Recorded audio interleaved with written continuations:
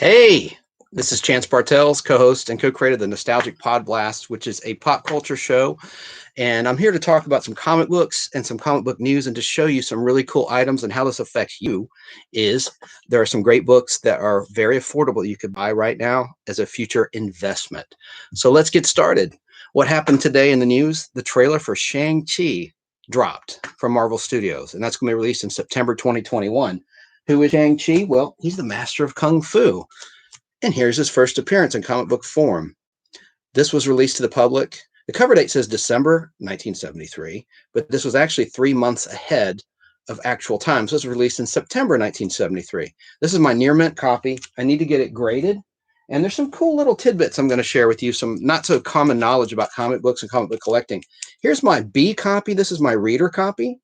And this copy I got from Titan Games and Comics in Smyrna, Georgia for $15 back in 2017.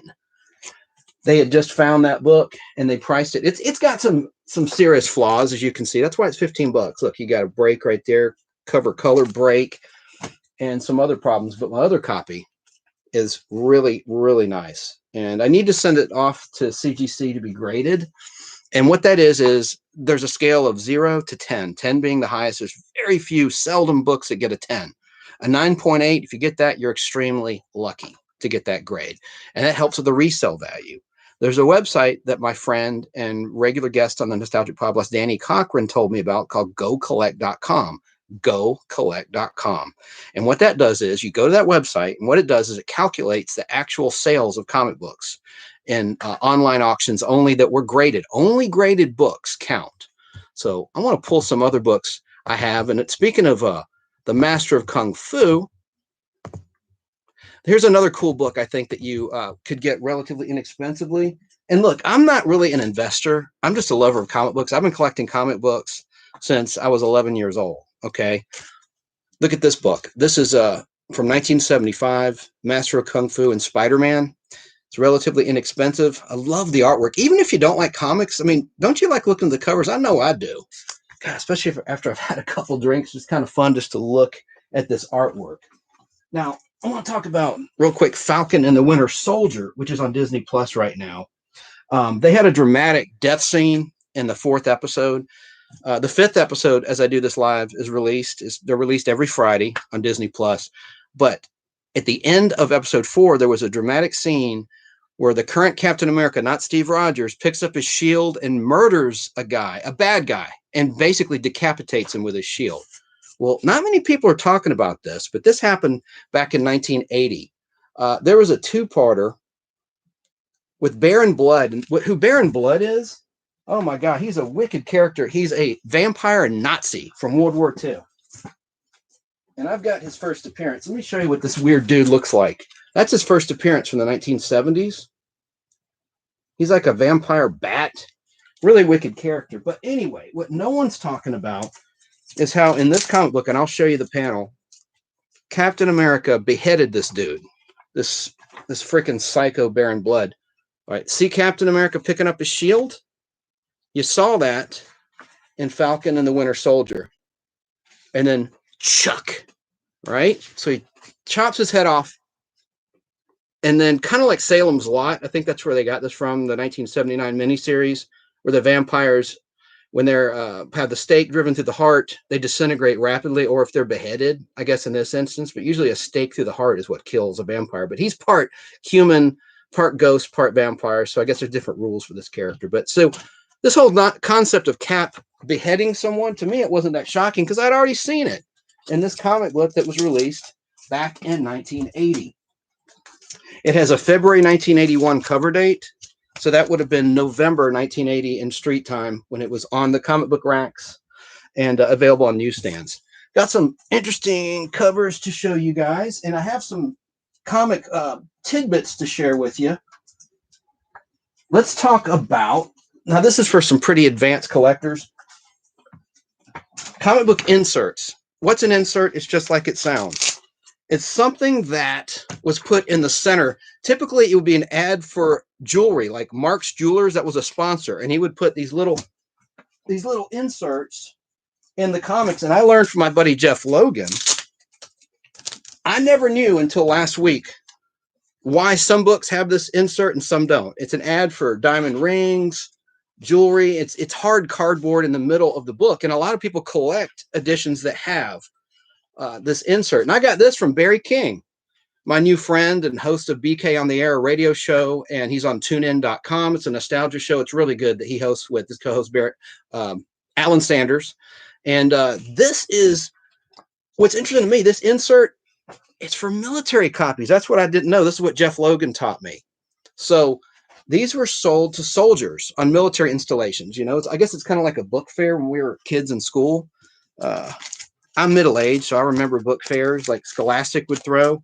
And I guess it's similar for military bases. By the way, if you know that for a fact, or if you want to add to that, you can call me at 770-438-1050. I want to show you another interesting insert. This was in Fantastic Four issue 128. I like that cover a lot. This is from 1972. This is from August 1972. It's when it hit the streets. And I love this insert. It's a full color, slick insert. And these stories, by the way, were written for adults in the 60s when Stan Lee started the Marvel superheroes back in 1961, August 61, when Fantastic Four was released. It was written for college students and for soldiers in Vietnam. Well, not in 61 because the Vietnam conflict hadn't started yet, but it was written for soldiers that were away overseas, that were serving the U.S. military, especially around the Vietnam conflict. So the stories, this may look like a little cartoon show for children, but this was not written for kids. I mean, there was real tragedy. There's actually romance for the ladies. Really well written stuff. I mean, it's kind of like Greek tragedies. There's the Inhumans. They'll be in a movie very soon, or a Disney Plus series. So I just love the slick, and most of the time it's removed. People, kids or whoever would take this insert out and put it on the wall. So that's something not many people talk about. So try to find Fantastic Four issue 128 with that insert. We've got some really old covers to show you with monsters. Before Marvel was into comic book superheroes, they had monster books. And here's one that I really like, and it's so old I can't even open it. It's deteriorated pretty rapidly. Journey into Mystery. This is issue 20. Issue 83 introduced Thor. Now, of course, we can't say Stan Lee and Jack Kirby, the artist, created Thor. That's a part of Norse mythology, the god of thunder. So they can't lay claim to creating Thor with the hammer. That was all part of mythology. But look at that. That's issue 20. It requires a special oversized bag. It's really fallen apart. Now, this is, of course, issue 59. This is before 83 Thor. Look at that weird monster. Shag. It's kind of got a glare here, but I just think that looks really cool. I'm such a nerd. Now, after Thor came along in issue 83, here's an early one, 91, with Loki. This is the first issue that had a corner box, which is kind of like a mainstay, at least when I was collecting comics. When I first started collecting them in the 80s when I was a little kid, all the books had a little corner box. And this is unique because it's the only issue to have this particular corner box of the smiling Thor. Now, they had another one after this where he's smiling, but it's a different take. And I'll show you right now how it's different. That is the original corner box. And I just like it. It's kind of a goofy little shot of Thor smiling for the chicks, I guess, even though he's not real. He's just a drawing, obviously. Here's the later one. It's a little bit different. Let me do a side-by-side comparison. There we go. See, it's different. Look at his uniform.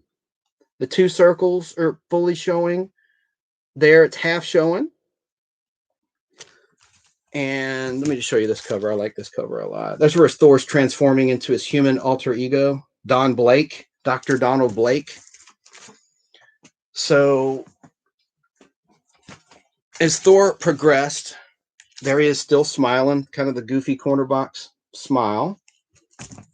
Later, we had more serious corner box. So this, by the way, is the first appearance of the Absorbing Man. In the movies, he was in the first Incredible Hulk movie that Ang Lee directed from 2003. And he was played by Gary Busey, I believe. No. Nick Nolte. Nick Nolte played him in that movie, The Absorbing Man. So just continuing on with Thor. Look, this is like from the Thor Ragnarok movie. Anyone that saw that, Thor 3 in the movie theater or at home or whatever, you'll recognize this scene. But look at the corner box. We got a full shot of the God of Thunder with his hammer. And then just one more example. I'll show you just a couple more. There's the flying Thor with his hammer in the corner box. So, they changed and evolved. Different artists drew it. I just love that cover right there.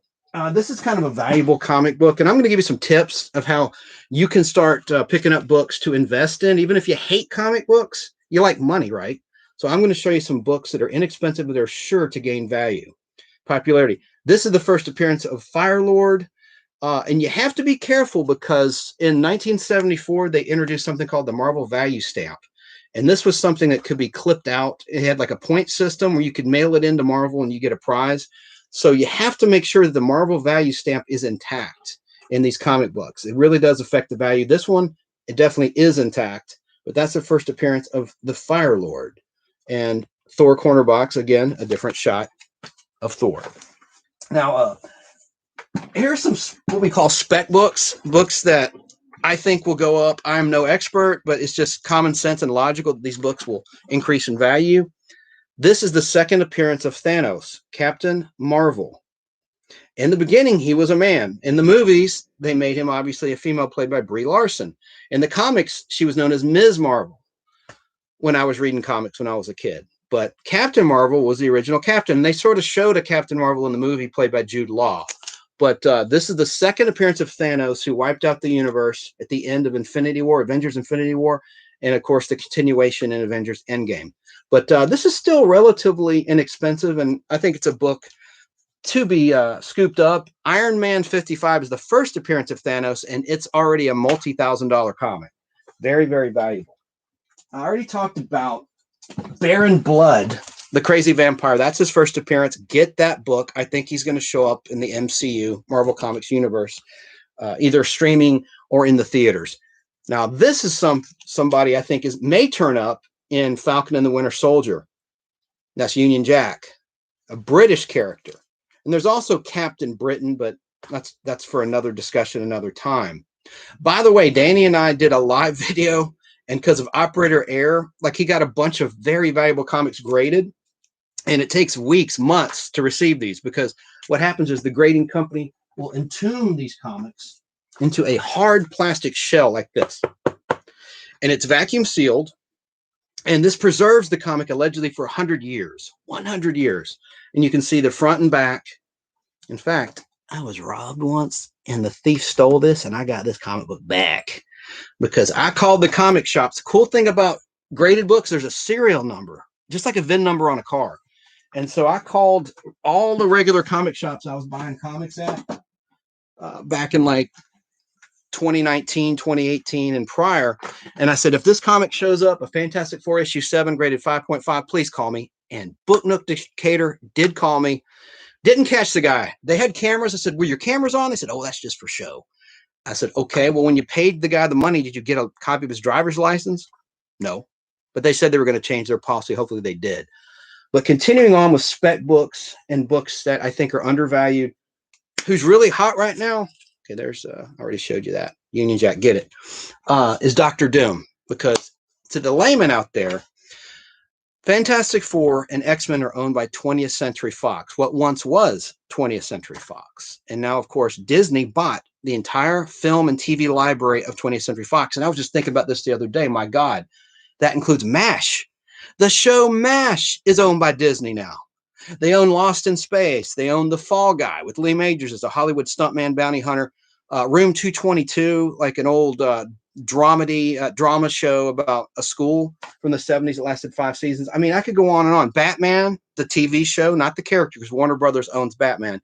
But 20th Century Fox owned the distribution of the 1960s Adam West, Burt Ward Batman show. Now Disney owns that. So I guess that'll be a profit-sharing thing like they do with Spider-Man. Did you know Sony owns Spider-Man in terms of the movie rights? Sony Pictures, not Disney. So they do profit-sharing. I'm all over the place, but this is getting back to inserts. This book is not valuable at all, but I just love it because of this insert right here. It's from 1982. Special feature, a 16-page bonus insert, The Marvel Comics Guide to Collecting Comics. I have 3 copies of this book, and one of them, this is missing. Someone had pulled it. I'm going to show you a little bit of this guide. And then I'll get to Dr. Doom and why I think he's a red hot character to invest in. And I'll show you some of my key Dr. Doom books. But there's the insert. That's what it looked like. But it actually has relevant information. It's not dated, even though this is from 1982. Yeah. November 82 cover date. So this would have been August 1982 in reality when it was distributed to the public. So there's the guide to collecting comic books. It just talks about the origin, what the comic book grade means. Like they have a little seal of approval. It's called the Comics Code Authority. And that goes back to a book called Seduction of the Innocent, where in congressional hearings, parents were urged to dump comic books. This is when they had horror comics that were very violent, with a lot of gore. And so it was kind of like a book burning effort. You know, a lot of people in Congress wanted to censor comic books and just burn them and just get them out of children's hands and turn them into juvenile delinquents. So that's when the Comics Code Authority came to be. By the way, there's two Spider-Man issues that were rejected by the Comics Code Authority because they had stories about drug use. And I have them. Let me see if I can pull them real quick. Let's see. Yes, it's Amazing Spider-Man. There's 3 issues. And it was where Spider-Man was fighting the Green Goblin. And they're right here. You'll notice there's no Comics Code Authority. Here's all of them. There's the first one where the guy's OD'd on drugs, on heroin. Right there. And the cops are trying to save him. What a novel idea. There we go. I'm kidding on that. And then there's part 2. No seal of approval from the Comics Code Authority. And then there's part 3. No seal to be found. Those are the only 3 books like that. But then the very next issue, it's kind of a cool cover on this one too. The very next issue where there's a prison riot, it's back. There's the Comics Code seal of approval. So the stupid committee had to approve of each and every comic book art and story. But they thought that was fine, you know, a little riot, gun to the head on the cop, the officer there, whatever. It's all subjective. So, moving right along, and I'm going to wrap this video. It's just a short little video for the comic nerds like me out there. So there's that insert. Getting back to that. And it shows the difference between this is an edition sold at comic shops, specialty shops, has a little diamond instead of a square. There's 2 different covers. Anyway, I know that's very boring to some, but continuing on, like I said, 16 pages long. I know you can't read it. This is kind of the only dated part of the article is the prices. Is it better than Money in the Bank, as you see at the top? Let me see if you can, I'll try to get closer, but these comics are worth way more money than this right now. Way more. I just like to show these off. And either rags to riches. Even then, comic books in 1982 were really starting to get valuable. And then there's the last page of it. So it was just like a nice little insert they put in the middle of the story in an issue of The Amazing Spider-Man. One of the most famous inserts that collectors know about are tattoos. And what these were, these literally, it was in this issue. There were 2 issues that month that had tattoos and tattoo inserts. They literally were little tattoos like you'd rub off on your skin. They weren't permanent tattoos. And this issue is very valuable because it's the first appearance of the Hobgoblin. In the movies, you've seen the Green Goblin. We've not yet seen the Hobgoblin or maybe another character, the Jack-o'-lantern, which I'll show you, which is just like a flaming Jack-o'-lantern, like Halloween pumpkin, basically. And he can fly around on a disc. But this is the Hobgoblin. That's a classic cover. I remember when I got that in the mail, my subscription when I was a little kid, I just thought it was the coolest cover. And I was really intrigued by that character. So getting to what tattoos are. Here's the other issue that month. And it's unique. It was a sideways comic book by my favorite artist, John Byrne. And inside, it even says in the cover, free tattoos. I know there's a glare. Let me take it out of this bag so you can see it better on camera.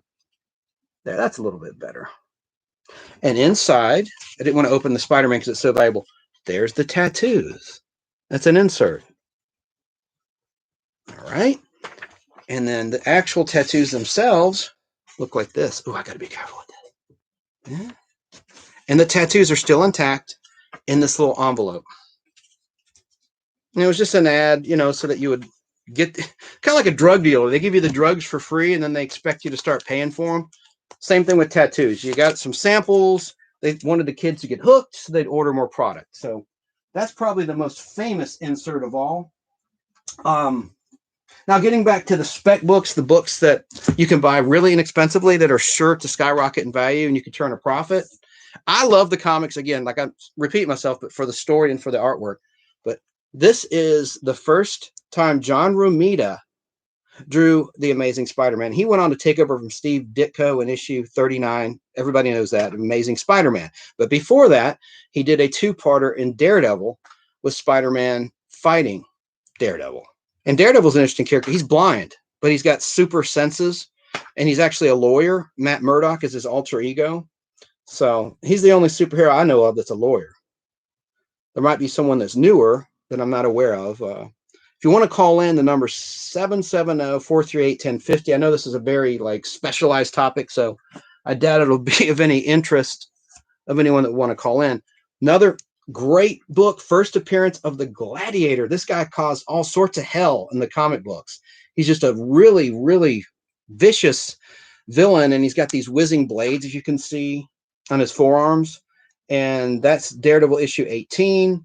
It's relatively inexpensive. I have 2 copies of it, and I just love it. But again, to really turn a profit, these books have to be graded. They really do. To get the most for your money, you have to mail them off to a grading company of your choice.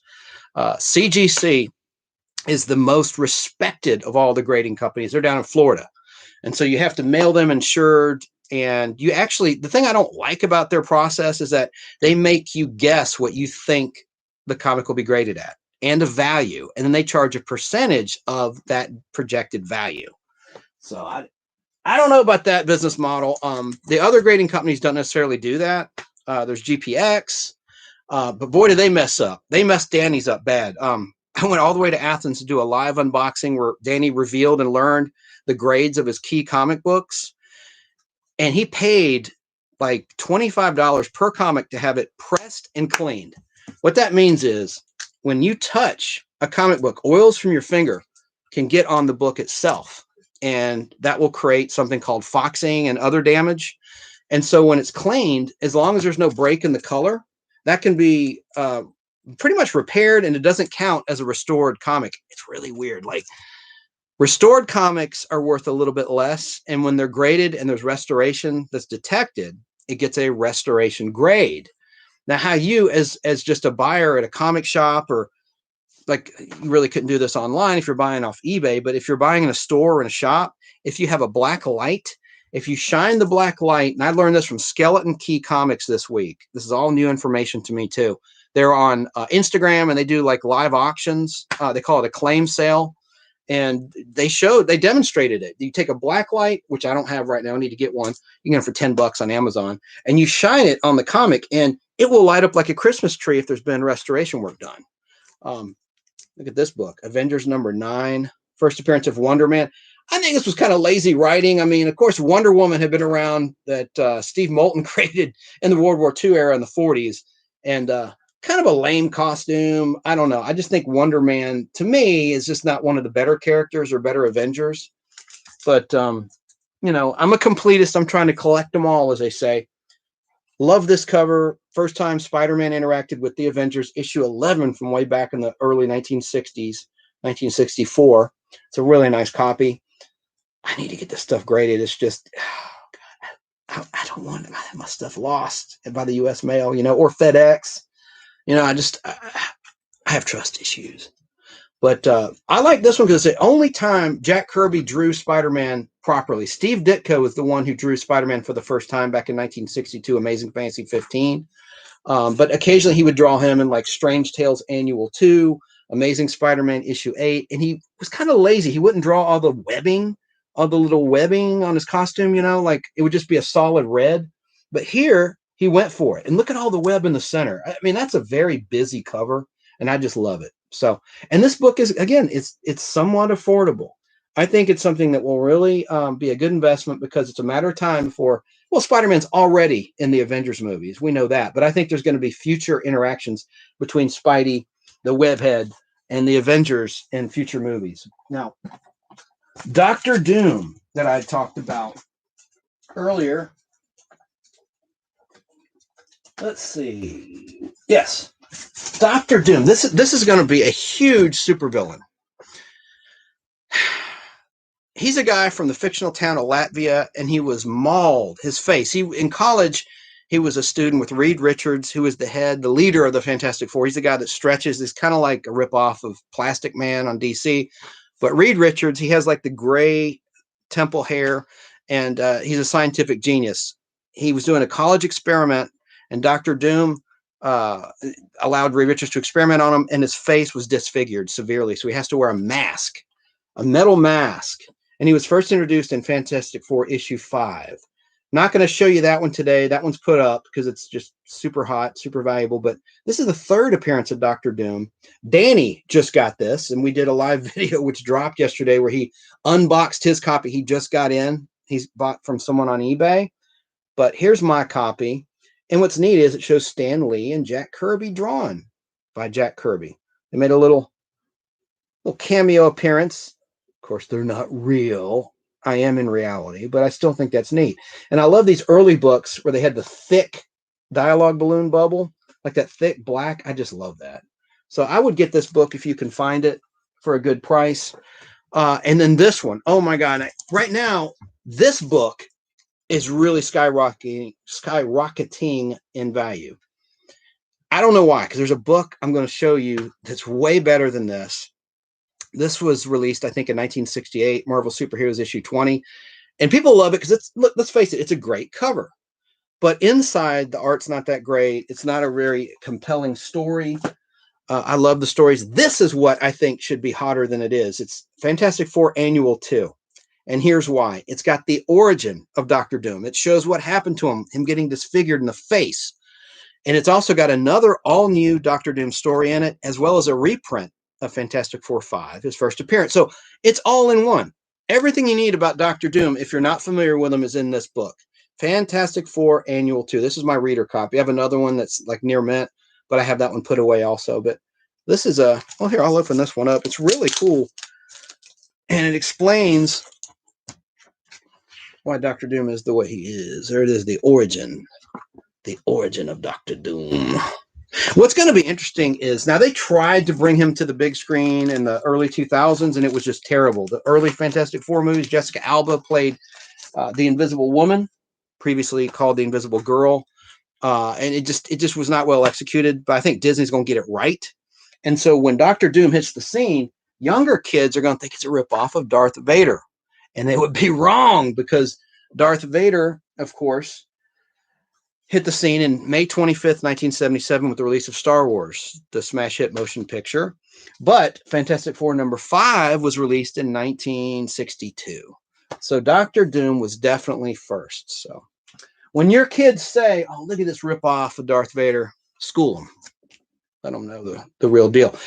Another tip, get any book where the Hulk fights the Thing, because now that Disney owns Fantastic Four, the rights to the FF, as they have for Hulk since 2011, I think it is, they can do battles. And these in the comics are always awesome battles, the Hulk versus the Thing. There's several issues. The first issue that had them fight in Fantastic Four is Fantastic Four issue 12. I have that one put away. So I'm just going to show you this copy of this book. There's many others in the Incredible Hulk title, Fantastic Four title, where they battled each other. And there's several of them. They're good investments because surely they're going to use those stories. As we wind down, I just like this cover. The Knight Rider, he was the original Ghost Rider. They changed his name later on because they created Ghost Rider with Johnny Blaze, the Flaming Skull, like the movie with Nicolas Cage from, I think, 2006. But this is the original Ghost Rider, the Western Ghost Rider. And this was in the 70s, 1975, after they rebranded him as the Knight Rider. This is the Flaming Skull Jack-o'-lantern, the flaming, pumpkin. Buy this book. It's a Machine Man 19. I think it's going to be one that's going to take off because it's going to matter of time before this guy shows up in a movie or a Disney Plus streaming series. The Jack-o'-lantern. In fact, I showed a shot of him previously in this video in the Marvel Collector's Guide. It showed a cover, and that was him on that cover of Spectacular Spider-Man. This news just broke for several sources. There's going to be a new Wolverine movie. And for a while, this book was released in 1988. He had a patch, like an eye patch, and the character's name was Patch. He was Wolverine as Patch. This is the first appearance of Wolverine Patch. And there's a big article. If you just Google Wolverine movie Patch, you'll see the articles I'm talking about. I think it's probably true.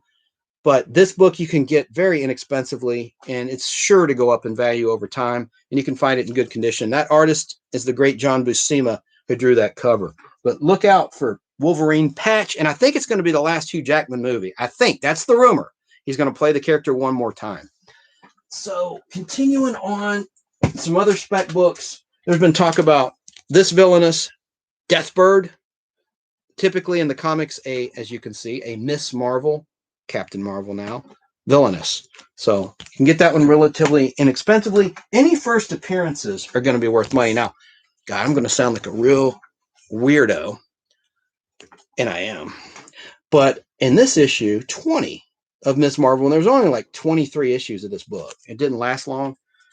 But she got a new costume in this, and I joke, this is the only time the drawing got me aroused. Of course, I'm kidding, but I love that shot by artist Dave Cockrum of Ms. Marvel in her new costume.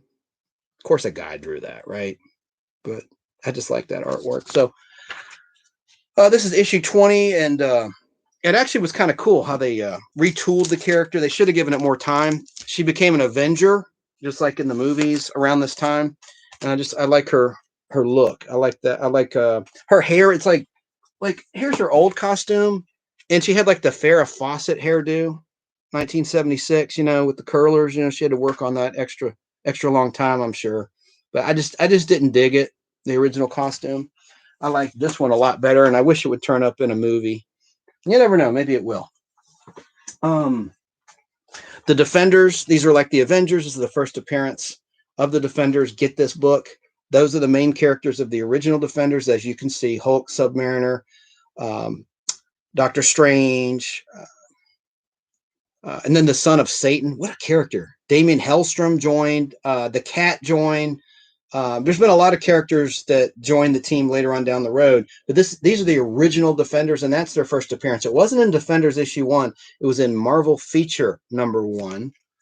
And yeah, that's a pretty good book there. And then the last issue. This only lasted 12 issues, Marvel Feature. This is like an early appearance of Thanos, the major villain in the Avengers movie. So get this book if you can. It's relatively inexpensive. I don't know why it's so cheap, but it is. I would get it and hold on to it. Get a good copy of that book if you're interested in investing in comics, or just read it. It's a good story too. Jim Starlin art. And the next issue, this became actually Marvel 2-in-1. There was no 13th issue. It started over with issue 1, and it was just basically The Thing and whoever. The Thing and Iron Man, as you see here, The Thing and Spider-Man, Ghost Rider, et cetera, kind of like Marvel team up. So at the end of this, here, I'll just show you. It even says next issue, it'll be The Thing and, don't laugh, the Man-Thing. He's like a Swamp Thing creature. In fact, the Swamp Thing and Man-Thing hit the scene at the same time. There, next Man-Thing, right there. See that? But issue 13 never came to be. It became an all-new title. Marvel 2-in-1 with a screw-up right on the cover of Marvel Team Up issue 1. See right there, it says what the name of the title is. And in Marvel 2-in-1, issue 1, it said Marvel 2-on-1. Not Marvel 2-in-1. It said Marvel 2-on-1. So that was a Marvel No Prize. They actually had something called a No Prize where if there was a mistake they made, and what I loved about Marvel is before the internet, they had letters pages. It's the first time a comic book could interact with the reader and the buyer of the comics. And if you could spot a mistake, they'd probably mail you like a sticker or something, but they gave you a No Prize, Marvel NO Prize. And I like that. So back to Dr. Doom. This is another good one to get your hands on. It's actually the first issue of supervillain team up. This was a short-lived show where Doctor Doom would team up, typically with Submariner, and then later it was the Red Skull. It would basically be two supervillains, hence the title. And this is a 1975 giant size edition. It's double-sized, and I would get this book if you can get it. It's a good one to get. That's actually the first issue. A lot of people get confused and they think the real first edition of supervillain team up is issue 1. No, it's giant size 1. So here's an early pre-superhero book. I just love this cover. Tales of Suspense. Clag. This is Clag. I just love that cover. Anyway, I digress. It's not really anything I would invest in. It's just a personal favorite of mine. Right before the superheroes, issue 39 of this book introduced Iron Man, and issue 57 of this book introduced Hawkeye. So Tales of Suspense, before it was just a monster book and giant robot book and that kind of thing. It wasn't superheroes. But then later, Iron Man, like I said, 39 was the first issue. I love this book. It's a nice, clean copy I have. It's the first appearance of the typical red and gold Iron Man armor. Before, he was gray in issue 39, and then in 40, he was this big, clunky gold costume. But in this one, it introduced the red and gold costume, and I really like it. And that's a sweet copy. So get this book if you can. It's undervalued. Ooh, and it has that nice thick, I love that thick black balloon, that dialogue balloon. I just love that. A little bit of a glare there, but it's a nice copy. These aren't the best of my collection. I just want to highlight some that you could get and you could turn a profit, and you would just enjoy it too. Even if you're not an investor, you could dig it. Now, here's the first Silver Age appearance of the Red Skull. And we all know the Red Skull from the comics. He was Captain America's main villain. Terrible Nazi. You can see the swastika right there. There typically were 2 superhero stories in Tales of Suspense during this period. You had, starting with issue 59, you had a Captain America story, which was about 12 pages long or so, and an Iron Man story. So there's the Captain America story, and it's actually the origin of Captain America. So it goes back to World War II. There's Bucky, and that's the first, again, Silver Age appearance of the Red Skull. And then below, look, here's the old gold armor versus the red and gold Iron Man. I think that art's cool. That's in the Iron Man story, but yeah, that's my copy. That's the only copy I have. I just love that book. Great story. And then here's the second issue of that. That's the continuation of the story. And as you see, the Red Skull has a gun to capture Captain America, Steve Rogers. And then there's Iron Man in the Iron Man story facing Atuma, who's an underwater villain, typically a villain of Submariner, who's kind of like the Aquaman of the Marvel Universe, who's coming to a movie very soon. If you watched Black Panther, towards the end of the movie, Black Panther says, we've had an underwater problem lately. And I think that's foreshadowing to Submariner and the underwater characters. Speaking of Submariner, in Tales to Astonish, you had Hulk and Submariner. And it wasn't that way in the beginning, but anyway, this is issue 90. It's the first appearance of the Abomination. And he was in the second Hulk movie with Ed Norton. Okay, and Roth played him. Better known as the actor from Pulp Fiction that robs the diner at the end of the movie. He played this character, the Absorbing Man. And I should have pulled issue 91 because that's the cover appearance of the Absorbing Man. Here, I'll open this up, even though it's in really nice shape. I washed my hands, so hopefully there's no oils from my fingertips getting on these precious books from the 60s. I just love this character. Gil Kane-Drum. Yeah, here we go. He's a rogue military guy who intentionally overdosed on gamma radiation and became this grotesque, super strong, Incredible Hulk villain, the Abomination. Kind of biblical, right? An abomination. Let me just show you a little more of this art. Yeah, Gil Kane is another one of the better artists. I just really dig it. I really dig that art. It's just so freaking cool. And look at the back. For any nostalgic people not at all interested in comic books, there's some Aurora model kits for you. If you're a boomer, you probably remember that from various TV shows. There's the Sea View from Voyage to the Bottom of the Sea, blah, blah, blah. You can see them all right there. The Batmobile on the top there. So that's pretty much it. I do have some other spec books, but I didn't want to go too long. I did all this with Danny, but due to operator error, I was sharing the Facebook feed, and you're supposed to minimize when you share, and I X'd it out, and I didn't know that like almost 3 minutes into the video, so we lost everything, except Danny did record. And here's the silly thing about what Danny has something going on in his house with his Wi-Fi. He's got good Wi-Fi. He's got an Android phone, though, and it takes him, get this, 15 hours to upload like a 30 to 45-minute video. That's not normal. Anyone will tell you that. And I'm trying to help him with that, and I'm not an IT guy, but we looked at his phone. Is it connected to Wi-Fi? Absolutely. Okay, so he has strong Wi-Fi. It's a new phone, a relatively new phone. I think he's had it a year.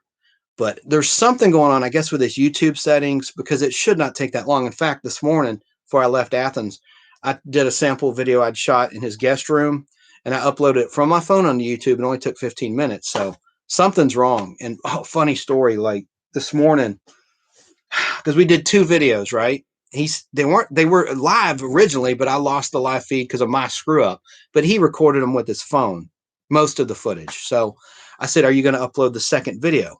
And he tried to look at it. He accidentally deleted the video of his revealing of the grades of the comics he mailed off to get graded. So he was so pissed off this morning, and he was pissed at me. I'm like, "Man, you're the one that did it."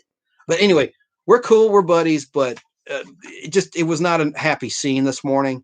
Danny was really pissed off. I don't blame him, but hey, buddy, you did it. You're the one that hit delete, and now you got to re-upload it. And I think he's in the process of re-uploading at least the video where he got all of his graded books back. And he chose a company, PGX, not CGC, to do the grading.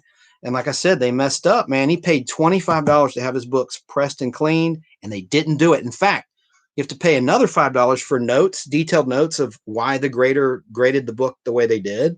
And one said, "This could use a pressing and a cleaning. It has foxing." And when Danny saw that, he noticed it live when we were doing the video, but he held it in. Afterwards, he exploded. He says, "What?" And he texted them nicely. He's got someone at the company that he can text. And last I heard, they hadn't written him back. But man, oh man, by the way, his YouTube channel is Kraken's Lair Comics. If any comic collectors are out there, Kraken with a K, like Clash of the Titans, the movie, release the Kraken.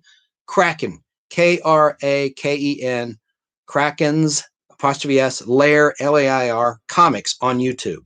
And you'll see a lot of his videos and stuff, and I'm on a lot of them as well. But anyway, just want to give you an update. So frustrating. We had done just a pretty good video, I thought. No hubris intended. And then we had all those technical problems. But here at home base, I have killer Wi-Fi. Anyway, so enough said. Thanks for watching. And, I hope that I gave some information that you'll find useful. This is some of my collection. You can see Captain America right there. I didn't buy that. Samantha won that out of a claw machine for me. Anyway, so yeah, I don't collect toys. Nothing wrong with that. I'm not a toy collector. I'm a comic collector. I don't judge. I'm a nerd. I'm into what I'm into. And before I wrap, there might be something else I could show y'all in my collection. Well, hell no, I'll wrap. Y'all have a great rest of the week, and look for Danny's video. He's re-uploading it if you want to see the grades, and I'll post it on my little platforms as well. Have a good evening. Bye. Oh, and Al and I will be back on Nostalgic Podblast from his wonderful home studio. I got a topic I think is pretty cool that not many people are talking about. A lot of clips and stuff. It's going to be a lot of fun. But Al Hardy will be back Sunday around 3:30, probably at 3:30 Eastern Time, Atlanta, on the Nostalgic Podblast in our group, the Nostalgic Podblast, on Facebook and then on YouTube and everywhere else. So, oh, hey, We Love Comics has chimed in. Hello, good sir. Well, hello back. Danny's uploading that video. We were both so frustrated, and PGX messed up, but I know they'll make good on it. I'm not trying to trash them in any way. I'm just saying that there was a mistake made. Danny clearly paid to have his books cleaned and pressed, and that did not happen. He was so livid when he saw the notes where they said, you might want to consider having these having these pressed and cleaned. And my gosh, he already paid for that service and for the notes. So, he paid $30 per book additionally to have that done and to be told that they made a mistake, basically. So it's a clear-cut case. I'm sure they'll make good on it. It's fine. But thanks for watching. Yes, and We Love Comics says, yeah, I'm sure they will take care of it. I know they will too. They'll do the right thing. I mean, it's just frustrating because you wait so many weeks and months to get that shipment. And then there's a mistake, but hey, mistakes happen. We're all human, right? So it'll all work out in the end. So on behalf of me and Daniel Cochran, Danny, going to sign off now, and go to Kraken's Lair Comics if you're a comic guy or gal and see what he's got. He's got a lot of good videos up there. So have a good night. Thanks.